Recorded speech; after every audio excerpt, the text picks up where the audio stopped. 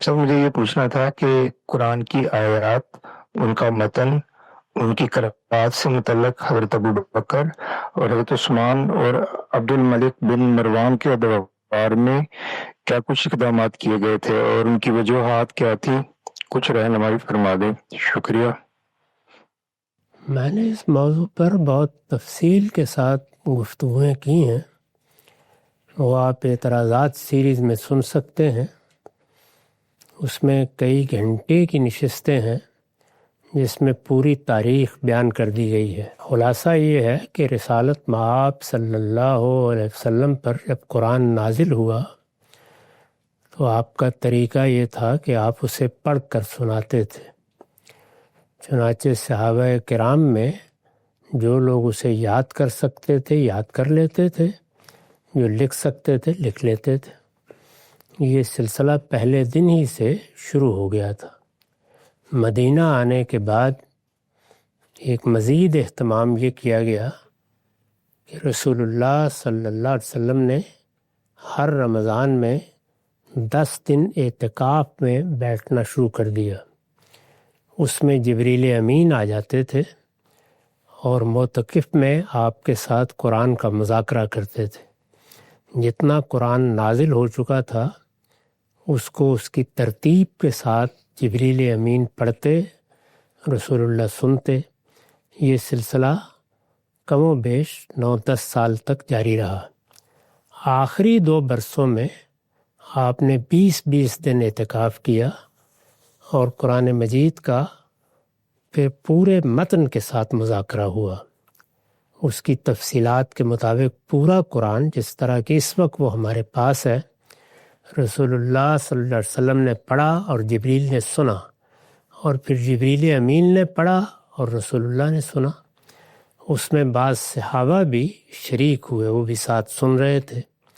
تو اس طرح سے قرآن مجید پورا مرتب ہو گیا، جس طرح کہ وہ ایک کتاب کی صورت میں اس وقت ہمارے پاس موجود ہے۔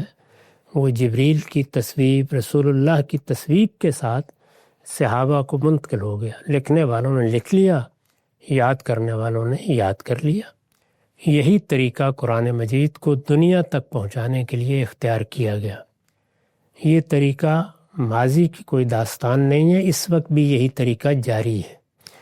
بہت سے لوگ قرآن مجید کو پہلے حرف سے آخری حرف تک یاد کر لیتے ہیں، وہ آپ کو ہر رمضان میں سنانے کے لیے کھڑے ہوتے ہیں، اور وہ لکھا بھی جا رہا ہے، لکھ کر شائع بھی کیا جا رہا ہے۔ قرآن مجید کو کبھی اس کی ضرورت نہیں پڑی کہ اس کا کوئی ایک نسخہ ترتیب دیا جائے، اس لیے کہ جب اتنی بڑی تعداد میں لوگ اس کو نقل کر رہے ہیں اور اس کو یاد کر رہے ہیں تو اس کی کوئی ضرورت پیدا ہی نہیں ہو سکتی تھی۔ اس طرح پورا قرآن اس کی قرأت کے ساتھ، پورے اہتمام کے ساتھ صحابہ کو منتقل ہو گیا۔ رسول اللہ دنیا سے رخصت ہو گئے۔ اس کے بعد قرآن مجید کی اشاعت کا اہتمام مسلمان امت کرتی ہے، وہ اب تک کر رہی ہے۔ اس وقت بھی ساری دنیا میں مسلمان حکومتیں اس کے لیے ادارے قائم کرتی ہیں۔ ہمارے ملک میں اس کے لیے خصوصی قوانین بنائے گئے ہیں۔ قرآن کی اشاعت کو بہت سے مراحل سے گزارا جاتا ہے، تو یہ اہتمام اشاعت ہے۔ سیدنا عثمان نے بھی یہی کیا۔ اسی طریقے سے قرآن مجید چونکہ پڑھا بھی جا رہا تھا اور لکھا بھی جا رہا تھا، تو پڑھتے وقت ہم جب لفظ کو بولتے ہیں تو اس سے ایک قرأت وجود میں آتی ہے، یعنی ایک ریڈنگ وجود میں آتی ہے۔ وہ ریڈنگ لوگ سن کر محفوظ کر رہے تھے، یہاں تک کہ مسلمانوں نے قریش کا لہجہ بھی اسی طریقے سے منتقل کیا ہے۔ یہ جو آپ سنتے ہیں تجوید، قرأت، یہ کیا ہے؟ یہ قریش کا لہجہ ہے۔ اس کو بھی مسلمان سیکھتے ہیں، ایک سے دوسرا شخص سیکھتا ہے اور آگے منتقل کر دیتا ہے۔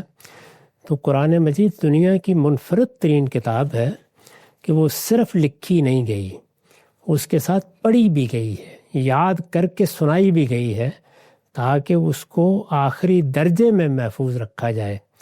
اور جس طرح میں نے عرض کیا، اس کے لہجے کو بھی، یعنی اس کے اہل زبان کا لہجہ کیا تھا، رسول اللہ نے اس کو کیسے پڑھا، کسی جگہ کوئی وقف کیا ہے، کہیں کوئی آیت آپ نے اس طرح پڑھی کہ خاموش ہو گئے، پھر آگے پڑھی، کہیں کوئی سجدہ کیا ہے، وہ سب منتقل کر دیا گیا ہے آگے، اور اسی طریقے سے نسلاً بعد نسلاً مسلمانوں کے اجماع اور تواتر سے منتقل ہو رہا ہے۔